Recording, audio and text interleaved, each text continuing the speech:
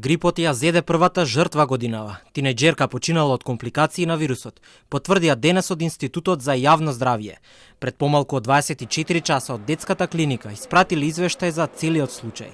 Во лабораториите на институтот секојдневно се анализираат примероци и се регистрираат ново заболени, а бројката за една недела достигнала до над 3600. Вчера добивме известување од детската клиника, тоа е случај всушност од оваа недела, за смртен исход кај едно 14 годишно дете кое што имало претходни коморбидитети.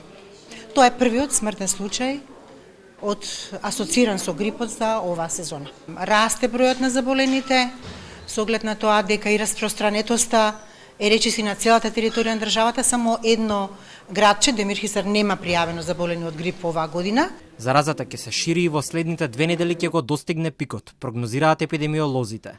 Тие се уште не размислуваат до властите да испратат препораки за затворање на училиштата и дополнителни слободни денови за учениците, зашто има примери во соседните земји. Во неделниот извештај на Институтот за јавно здравје пишува дека од почетокот на сезоната на грип досега има вкупно 10.700 потврдени случаи на болеста.